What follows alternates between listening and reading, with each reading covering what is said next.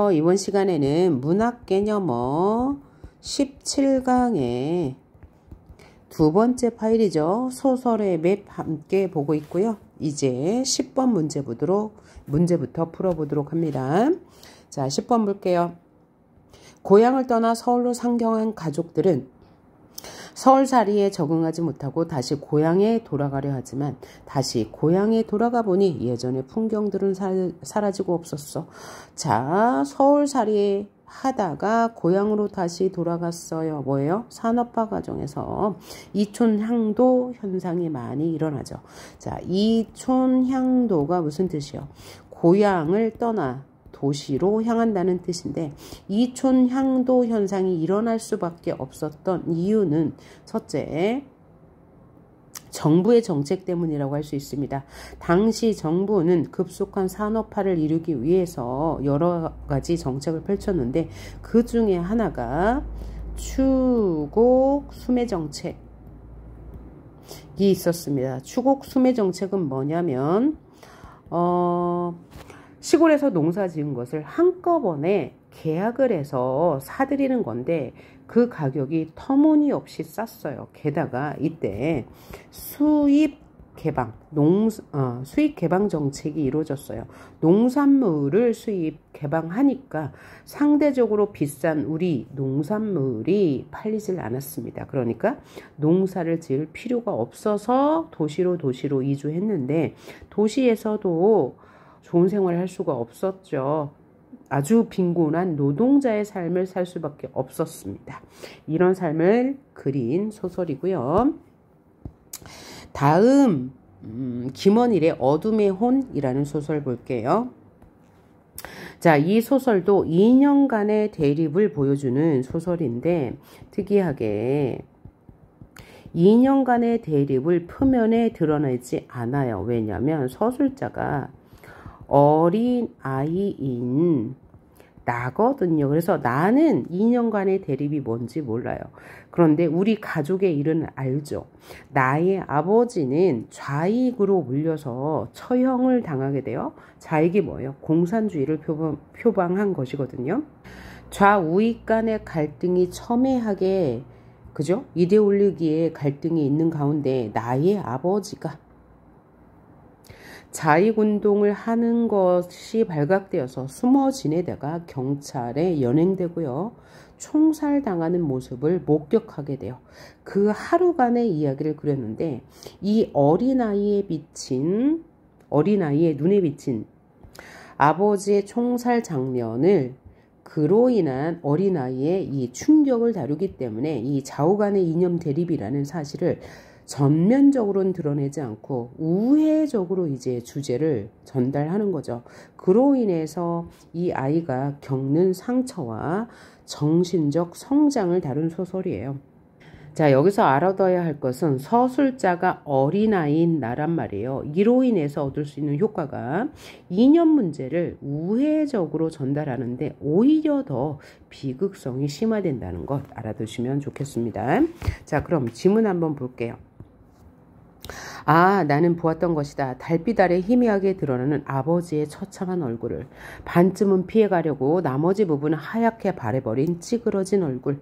죽은 아버지의 눈은 부릅뜨고 있었다. 아버지가 저렇게 되다니 나는 흐느낀다. 나는 알 수 없는 두려움에 벌벌 떤다. 그와 더불어 나는 무엇인가 깨달은 듯한 느낌을 가지게 되었다.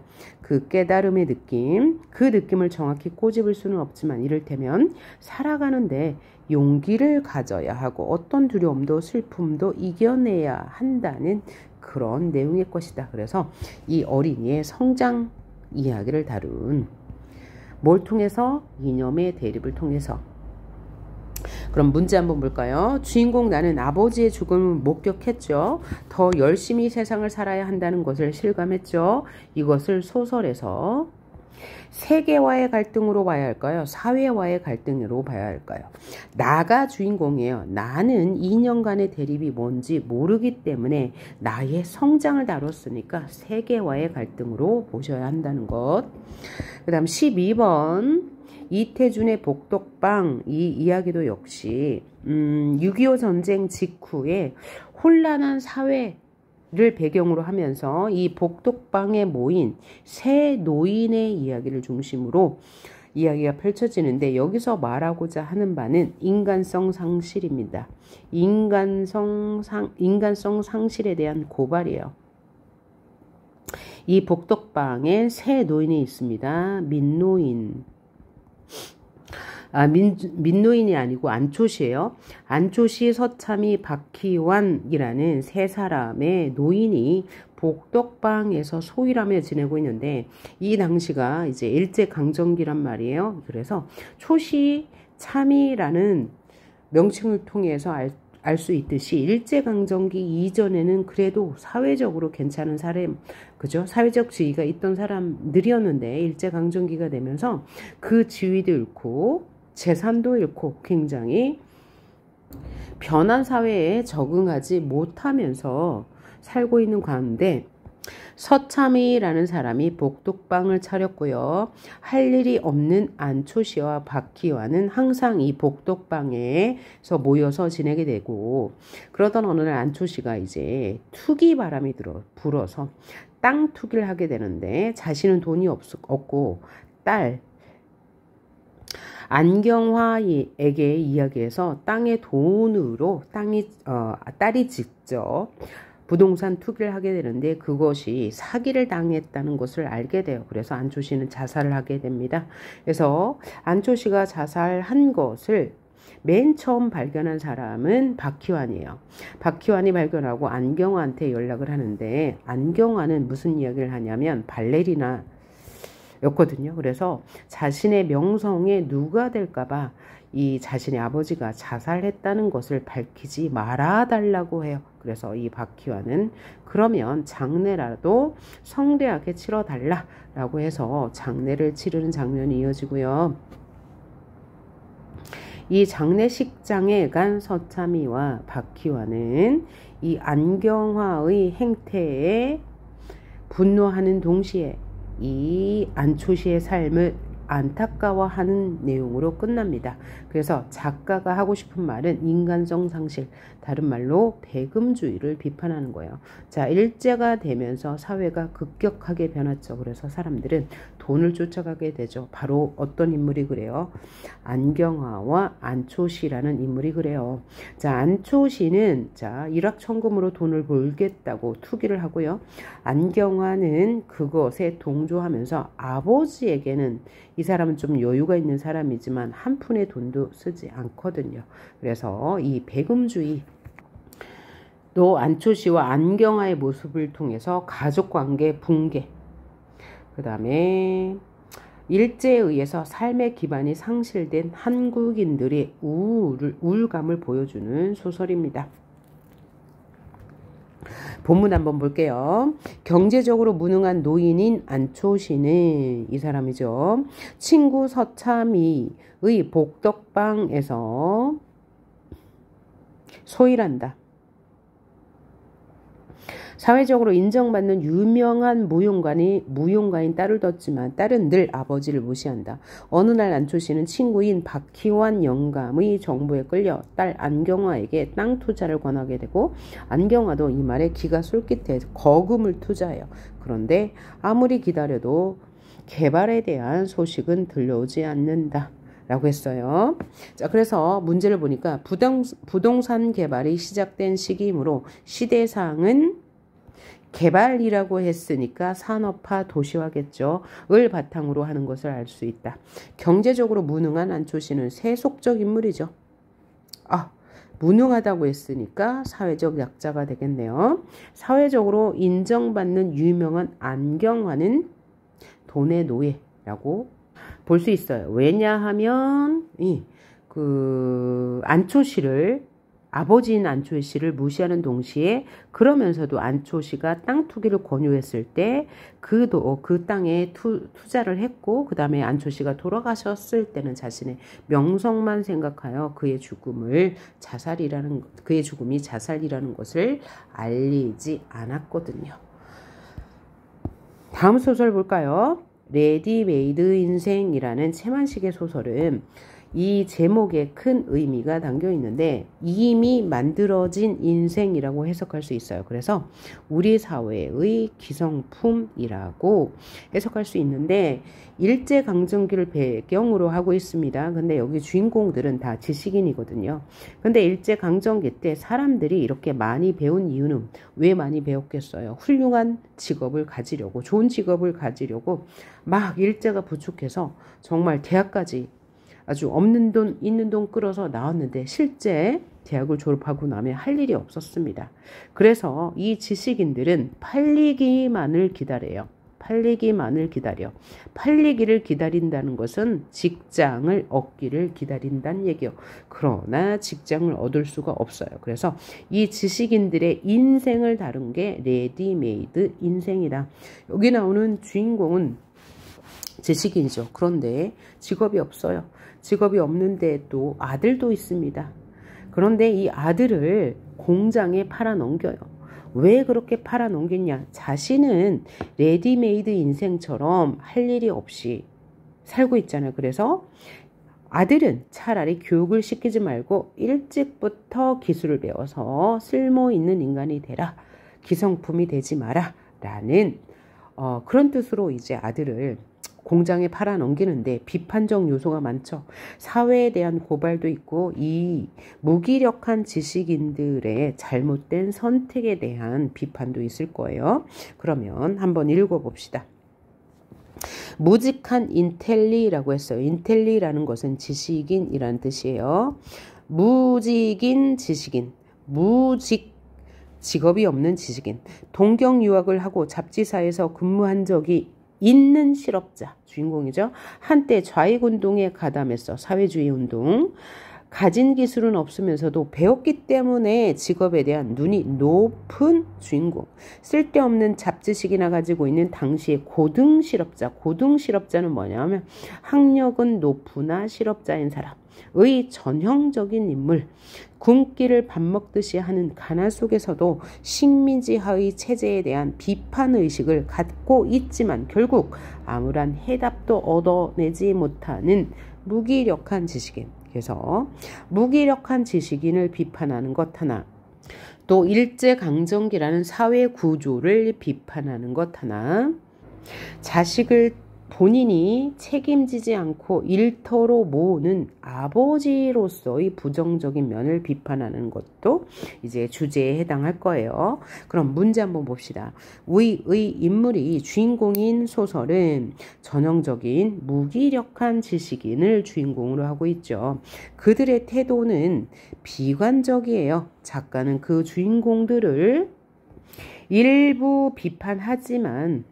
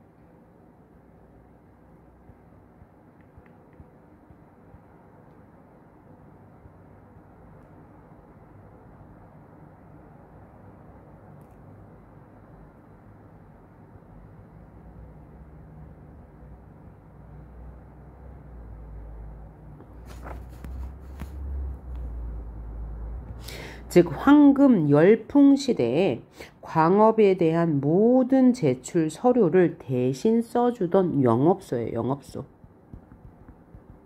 영업소가 많겠죠. 금강에 대한 열풍이 불던 시대니까요.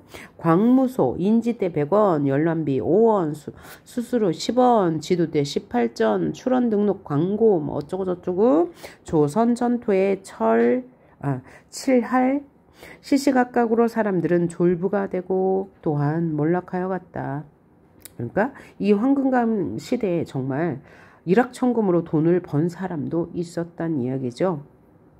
역시 조선 일제강점기 시대의 조선의 현실을 보여준과 동시에 이 소설가 구보시의 무기력한 모습, 그 다음에 주인공이 만나는 사람들에 대한 비판, 이런 것으로 이 비판은 역시 이 사회상을 비판하겠죠. 이 사회상 중에서도 올바른 가치관을 가지고 있지 않은 사람들의 비판을 누구의 입으로? 여기 등장인물 나의 입으로 보여주는 소설입니다.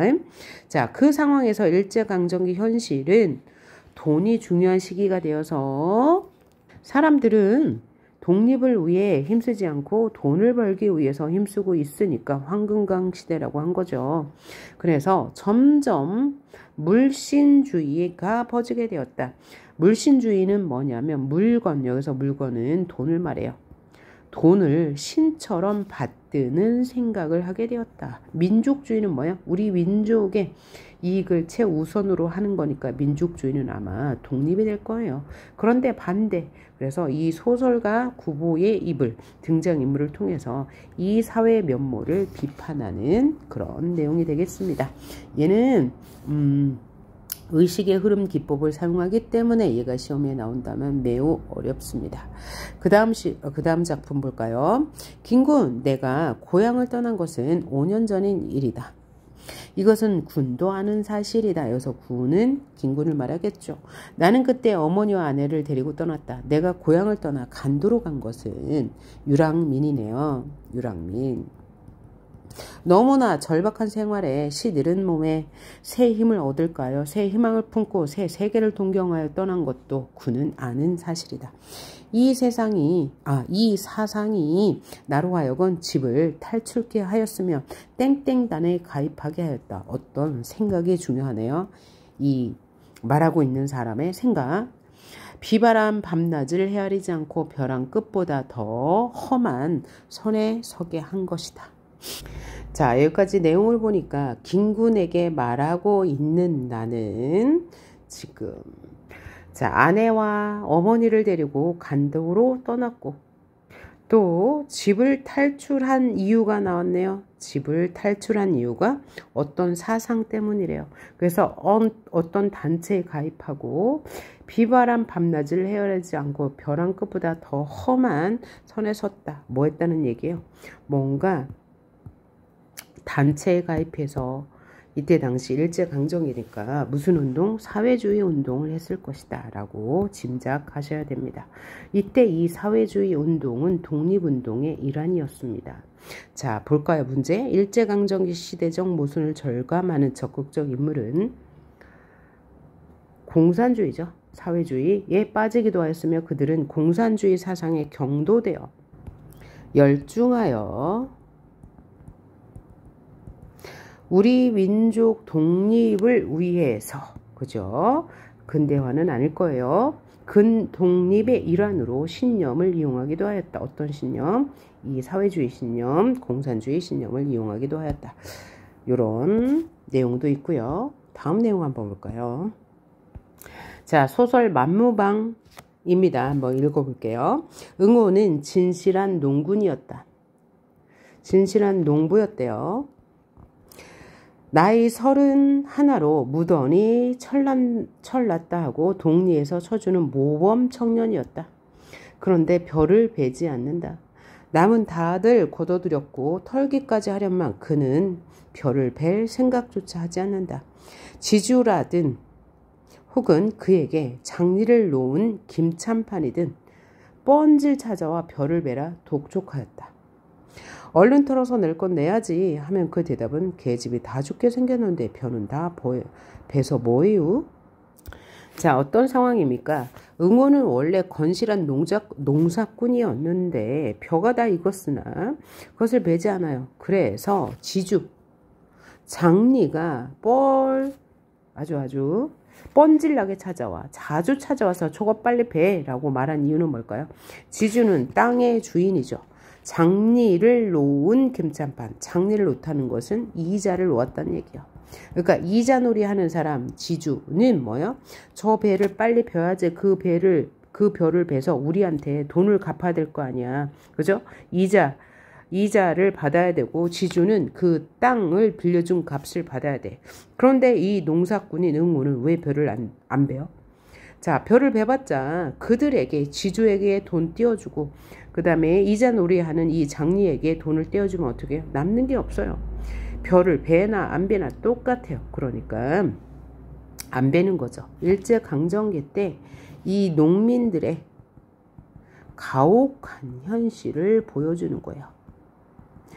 해봤자 남는 것도 없어요. 그래서 응호라는 사람이 이렇게 하다가 결국은 노름꾼이 되었고요. 이 동생이 응칠이라는 사람이 있는데 응칠이도 결국은 도둑이 되고 맙니다. 자, 이런 것은 개인의 노력이 없어서 이렇게 된 것이 아니고 사회 구조적 모순 때문이죠. 일제강점기라는 사회가 농사를 져도 다 뺏기고 말고 또 일본인이 그죠? 수탈해가 지주가 가져가 이러니까 남는 것이 없단 말이에요. 그래서 이런 사회 구조를 비판하는 동시에 농민들의 가혹한 현실을 고발하는 소설이 되겠습니다. 그럼 만무방이라는 게 무슨 뜻이냐면 막대 먹은 사람이에요. 자, 여기서 주인공은 응칠이와 응호, 원래 성실했던 농사꾼이거든요. 그런데 어떻게 만무방이 될 수 없었던 사회 구조적 모순을 에둘러서 풍자하고 비판하는 소설이다라고 생각하시면 될 것 같아요. 그럼 17번. 일제강점기 농민들의 삶은 비극적이었죠. 지주의 소작인들의 빈부격차. 지주는 땅 주인이고 소작인은 지주에게 땅을 빌려서 농사짓지만 남는 게 전혀 없어서 빈부격차가 점점 심해지는 상황을 소설에서 사회와의 갈등을 가진 소설이라고 하는 거죠. 18번 봅시다. 채만식의 태평천하라는 소설이에요. 자, 제목은 태평천하인데 사실은 반어법입니다. 태평천하에 등장하는 윤직원 영감은 기회주의적 인간이에요. 그러면 얘가 좀 장편 소설인데 서사가 복잡합니다. 잠깐만 이야기하자면 윤직원 영감은 직원이라는 직급 이름이거든요. 이 직급도 돈 주고 샀어요. 원래는 이제 노비였었거든요. 그런데 구한말 때 사회가 변하는 그 18세기 후반 때 아버지가 윤직원 영감의 아버지가 있었겠죠. 근데 그 아버지가 돈을 좀 많이 모았습니다. 돈을 많이 모았는데 그 돈을 다 빼앗기고 맙니다. 근데 그 빼앗긴 이유가 뭐냐? 이 사람이 너무나 인정머리가 없는 사람이라서 동네 사람 중에서도 독립운동은 아니고 뭔가 민족운동을 하는 사람들이 돈이 필요해서 일부러 이 사람 윤직원 영감의 아버지의 창고를 털었어요. 근데 이것을 이제 신고했거든요. 신고했는데 이 관할에서도 이 윤직원 아버지의 말을 믿어주지 않아요. 그래서 결국은 어떻게 했냐? 돈을 주고 감옥에서 나오게 되었는데 그날 밤에 이 윤직원네 집이 불이 납니다. 그래서 이 윤직원 아버지는 죽게 되고 윤직원은 살아남죠. 그 이후에 윤직원은 갖은 아주 좋지 않은 방법으로 돈을 모으게 되고요.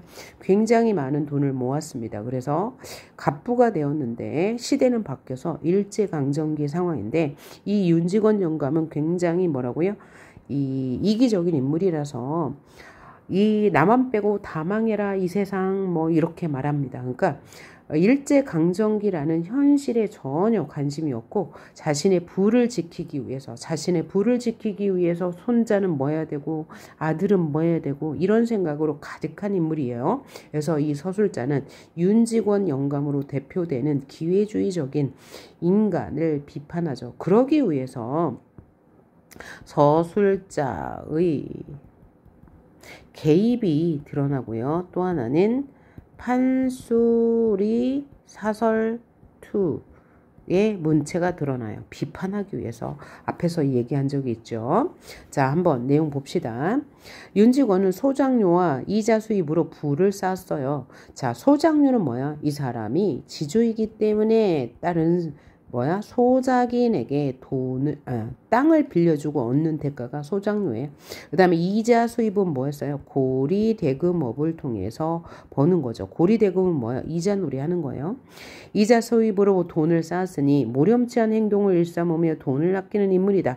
여기서부터 벌써 뭐야? 서술자가 이 등장인물에 대해서 모렴치하다라고 했으니까 부정적 태도를 갖고 있다는 것 알 수 있고요.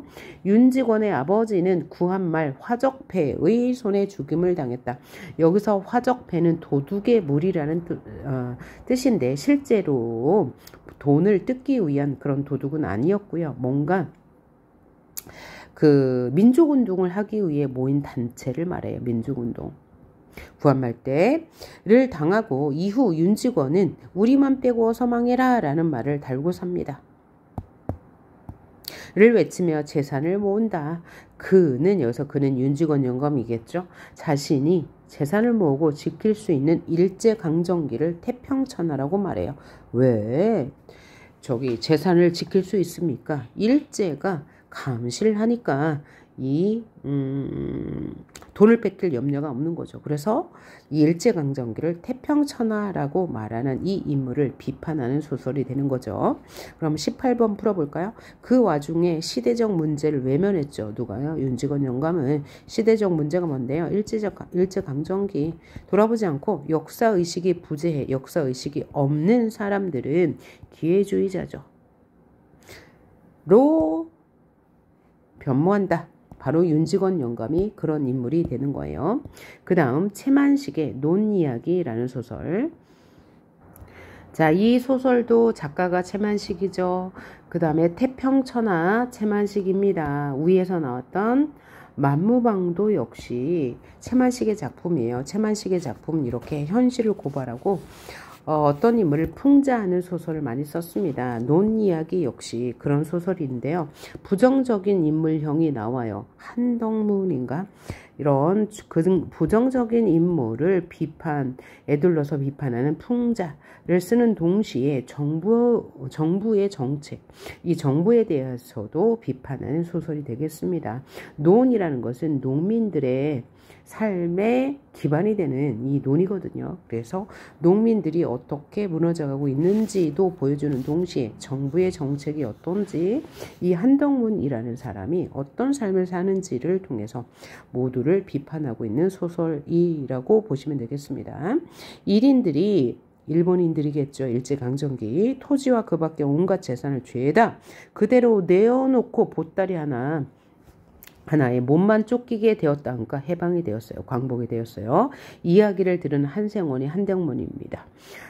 어깨가 우쭐하였다. 거보시오 송생원 인전들 이제 내 생각 나시지? 뭔 소리예요? 한생원은 허연 탑삭부리에 묻힌 쪼글쪼글한 얼굴이 의 아래 5개밖에 안 남은 누런 이빨과 함께 흐물흐물 웃는다.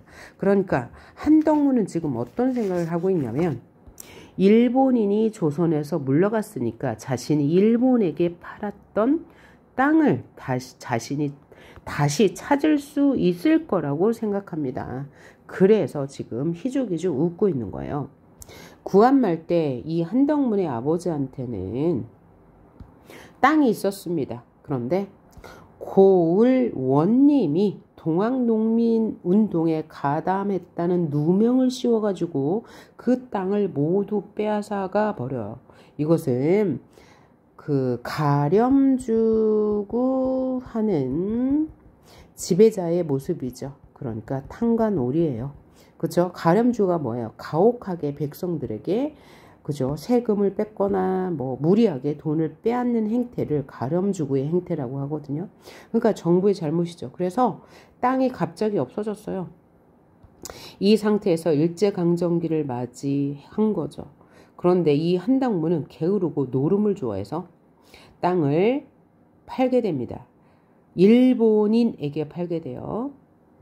일본인에게 아주 비싼 값으로 팔았기 때문에 그 돈으로 다른 땅을 사면 될 거라 생각했는데 예상과 달리 다른 땅값도 올라서 땅을 살 수 없게 된 상황인데 일본인이 물러갔으므로 그 땅을 내가 다시 찾을 수 있겠다라는 속셈이었지만 사실 그렇게 됐나요? 일본인이 가지고 있던 땅은 다 정부로 귀속이 되었죠.